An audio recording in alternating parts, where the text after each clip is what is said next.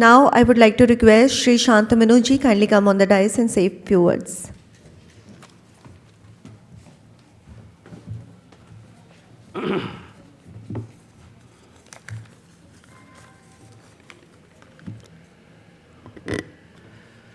सबको नमस्कार। मंच पर आसीन विशिष्ट और जो सामने बैठे हैं वो भी अति विशिष्ट सारे भाइयों बहनों को नमस्कार। आज हम लोग साथ साथ आयुष्मान की तरफ से 2 दिन का आयोजन हो ही रहा है और महर्षि अरविंद जी की भी 150वीं वर्षगांठ मना रहे हैं। तो मैं जब भी उनको देखता हूँ, उनके बारे में पढ़ता हूँ तो एक अजीब से एक रोमांच आता है मन में। उसका एक मूल कारण ये है, शायद आप में से कुछ को जानकारी होगी, कि उनके पिताजी को बड़ी ज़िद थी कि वो भी ICS ऑफिसर बने और उन्होंने अपने पिता की इस इच्छा को पूरी करने के लिए, जो उस समय का और आज का भी बहुत कठिन परीक्षा माना जाता है ICS का एग्ज़ाम, इंडियन सिविल सर्विसेज का, तो वो एग्ज़ाम दिया और उसमें सक्सेसफुल हुए। और बट उसके बाद जब उन्होंने ट्रेनिंग लंदन जाके इम्तहान देना पड़ता था, वहीं ट्रेनिंग होती थी, और जब वहाँ पे वो ट्रेनिंग अटेंड कर रहे थे तब उन्हें लगा कर ये मैं किसके लिए काम करूँगा, अंग्रेज़ों की सारी नीतियाँ उनकी है। तो उन्होंने बहुत शीघ्र ही उस ट्रेनिंग के बीच में, और उन्होंने क्या किया पता है आपको, वो एक हम लोग के ट्रेनिंग के दौरान एक हॉर्स राइडिंग का होता है प्रोसेस, हॉर्स राइडिंग की परीक्षा पास करनी होती है। वो जानबूझकर हॉर्स राइडिंग के टेस्ट में गए ही नहीं, तो नेचुरली जब नहीं गए तो फेल हो गए। तो फिर जब उनको बुलाया डायरेक्टर ने, कहते नहीं मैं ट्रेनिंग नहीं करना चाहता, बल्कि आपको जो भी खर्चा आया है ट्रेनिंग में वो पैसे आपको मैं वापस करने को तैयार हूँ। और वापस आकर के उन्होंने वो चिट्ठी लिखी और इस तरह से उन्होंने रिज़ाइन कर दिया, सिविल सर्विसेज से रिज़ाइन करके फिर पहले किसी राजा के यहाँ थे, उसके बाद में उन्होंने फिर अध्यात्म में और उसमें उनकी रुचि दिखी। तो 1991 में जब मैंने IAS ज्वाइन किया तो ऐसा तो कुछ, खैर वैसा कुछ, अब तब तक तो डेमोक्रेटिक गवर्नमेंट है हमारा, ऐसा कुछ इरादा नहीं था, लेकिन शुरू से अध्यात्म की तरफ रुझान रहा मेरा। और सबसे पहले योगानंद परमहंस जी की किताबें पढ़ के बड़ा मनोवांछित हुआ करता था, ऑटोबायोग्राफी ऑफ ए योगी और इटर्नल क्वेस्ट, डिवाइन रोमांस वगैरह। और बाद में अब उन्हीं का आशीर्वाद रहा होगा कि 2001 में श्री रविशंकर जी से मुलाकात हुई और बेसिक कोर्स जो आर्ट ऑफ लिविंग का हमने किया, और धीरे धीरे फिर बाद में हम टीचर भी बन गए और पिछले कई सालों से योग प्राणायाम सिखाते भी हैं। और इसके लिए बाकायदा हमने परमिशन ली भारत सरकार। तब मेरा कार्डर जम्मू कश्मीर है, ज़्यादा मैं जम्मू कश्मीर में रहा हूँ और काफ़ी अच्छे जिसको कि सुन के लोगों को लगता है तुमने ये काम किया, वो काम किया, वो हमने वहाँ पे किया। और इसमें हमारा ये जो भी हमने योग प्राणायाम सीखा और सिखाया भी, उसका बहुत बड़ा योगदान है। अभी मैं आयुष मंत्रालय में नहीं हूँ, मैं इस समय ministry of food and public distribution में एडिशनल सेक्रेटरी हूँ। मेरे बैच के कुछ लोग सेक्रेटरी बन गए हैं, अभी अगली लिस्ट निकलने वाली है। और मेरी हमेशा से वो एक मन में रहती है कुछ ऐसा ही विभाग मिले जिसमें कि मन लायक काम करें। हालांकि ऐसा कुछ नहीं, जो विभाग वहाँ पे आता है उसी हिसाब से काम करता है। अभी हम लोग ईयर ऑफ मिलेट जो मना रहे हैं, उसमें फूड डिपार्टमेंट का बहुत बड़ा योगदान है। इनफैक्ट अभी मैं आ रहा था तो रास्ते में एक चौराहे पर एक साथ 2 पोस्टर मुझे दिखे। एक पोस्टर था जिसमें कि योग दिवस के 100 दिन पहले से जो तैयारी चल रही है वो उसका पोस्टर लगा हुआ है, प्रधानमंत्री जी योग मुद्रा में बैठे हुए हैं, आसन के मुद्रा में बैठे हैं, और दूसरा पोस्टर मिलेट के बारे में। तो ये तो बड़े हमारे स्ट्रेंथ हैं। और जब चूँकि हमने खुद इसको इंटरनेशनल ईयर ऑफ मिलेट मनाया है और मैं उस विभाग से संबंधित भी हूँ, तो इसीलिए 1 जनवरी से, इस साल की 1 जनवरी से मैंने भी एक शाम जो है मिलेट खाना शुरू किया है। और हालांकि मुझे पता नहीं कारण वो है कुछ और है कि ऐसे भी मेरा वेट बहुत ज़्यादा नहीं है, बट उससे 2-3 किलो वेट और घट गया है। बट फिर भी एक अच्छा महसूस होता है, जो बाजरे की रोटी या जो भी है। आप अगर ध्यान से देखिए तो पहले पुराने ज़माने में जब व्रत होता था तो व्रत में गेहूँ चावल के बगैर कुछ और खाते थे, तो किसी न किसी बहाने वो मिलेट का एक चलन था, ताकि व्रत के बहाने ही सही। तो ये हमारे संस्कार में एक तरह से पहले से है जुड़ा हुआ। यहाँ पर हर फील्ड के एक्सपर्ट हैं, मैं ज़्यादा कुछ नहीं बताना चाहूँगा।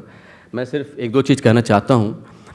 एक तो ऑफ कोर्स जैसा कि मैं अपने पूरे कैरियर का बता रहा था, अब कैरियर के आखिरी 3 साल रह गए हैं, और इनफैक्ट हम लोग के लास्ट पूरे कैरियर में 5 फेज़ की ट्रेनिंग होती है मसूरी एकेडमी में। आखिरी में जो ट्रेनिंग होती है विच इज़ ऑल दैट, वो फिर भी उसको मिड कैरियर ट्रेनिंग कहते हैं, मैं तो उसको एंड कैरियर ट्रेनिंग कहना चाहूँगा।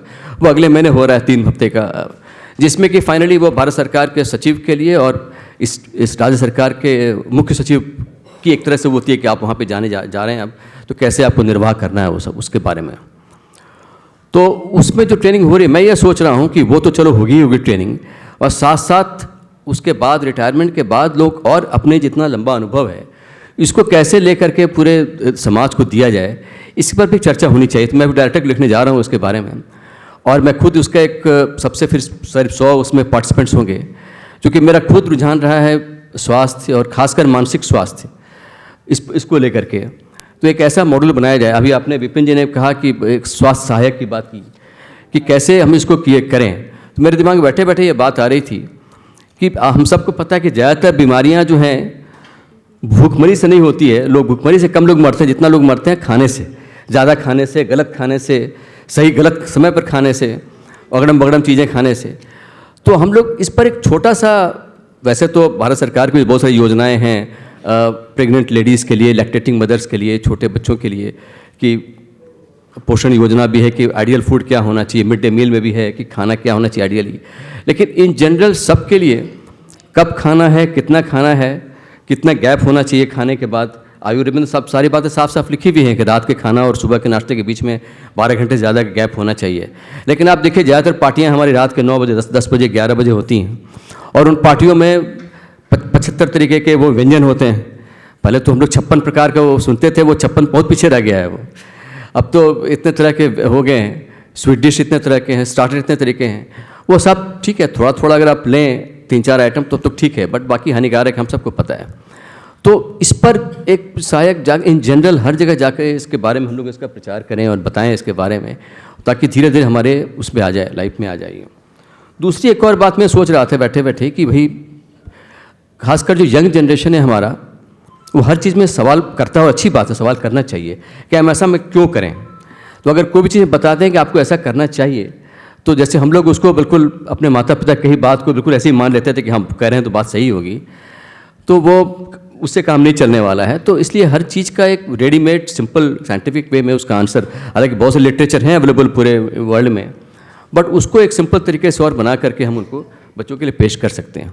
तो इस पर हम लोग मिल करके एक छोटी सी टीम बना करके इस पर काम कर सकते हैं। और मैं, जैसा कि मैंने कहा कि मैं अभी आने 2026 के की प्लानिंग कर रहा हूँ, धीरे धीरे जैसे समय निकलेगा तब ज़्यादा रूप से और अभी थोड़ा थोड़ा करके। तो ये जो 2 फील्ड है, इस 2 फील्ड में मैं अपना योगदान देने को तैयार हूँ। आखिर में मैं इतना ही कहना चाहूँगा कि अभी लोग मानसिक हेल्थ की मैं बात कर रहा था, तो जैसे इंटेलिजेंट क्वोशेंट होता है उसको तो मेजर कर लेते हैं हम लोग, और ख़ासकर इमोशनल क्वोशेंट बहुत इंपॉर्टेंट है।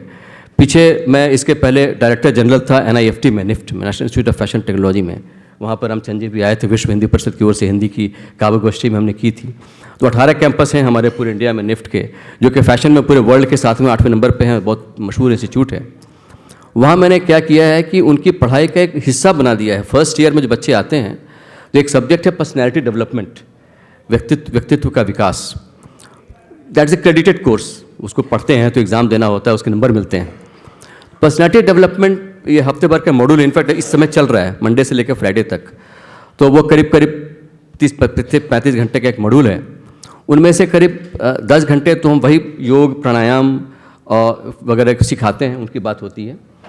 कुछ जो बेसिक चीज़ें जैसे कि कर्टसी, कोई बड़ा आ जाए तो कैसे खड़े हो जाना है, इस तरह छोटी छोटी चीज़ें जो हमारी कर्टसी जो हमारे अपने आप नेचुरल हम लोग करते थे, वो बताना पड़ता लोगों को, देखो बड़े हैं प्रणाम करो, देखो ये करो। तो उसको एक ट्रेनिंग के माध्यम से सिखाते हैं। और साथ साथ कम्युनिकेशन स्किल, छोटा हो बड़ा हो, उसे कैसे बात करनी है, कैसे अपना परिचय देना है, वो सब चीज़ें सिखाते हैं। पर इनके साथ साथ जो इमोशनल हेल्थ कैसे ठीक रहे, इस पर बहुत ज़्यादा एक मॉड्यूल बना करके वो सिखाए जाते हैं। क्योंकि हमने ये फील किया है कि IQ से ज़्यादा इंपॉर्टेंट है EQ, इमोशनल क्वोशेंट। और आप इमोशनल क्वोशेंट के अलावा के बाद एक और अब नया जो चैलेंज आ रहा है हमारे खासकर जो मैनेजमेंट के फील्ड में, एडमिनिस्ट्रेशन के फील्ड में, और वो है एडवर्सिटी क्वोशेंट। हालांकि इमोशनल क्वोशेंट का देखा जाए एक पार्ट है कि कैसे आप एडवर्सिटी में अपने आप को कैसे आप हैंडल करते हो। वो जब तक सब कुछ अच्छा चल रहा था तो ठीक है, बट जब से कोविड के टाइम हमारे इतना बड़ा एडवर्सिटी था पूरे कंट्री के लिए, उसमें पूरे कंट्री का हर एक सिस्टम ने, चाहे गवर्नमेंट सिस्टम हो या चाहे प्राइवेट सिस्टम हो या NGO लोगों सबने मिल के किस तरह से काम किया, तो वो एक बहुत बड़ा एक एग्जाम्पल है। तो इसीलिए मुझे पूरी उम्मीद है कि इतने बड़े बड़े एक्सपर्ट्स हैं, डॉक्टर्स हैं, बाकी लोग हैं, इस पर चर्चा करेंगे।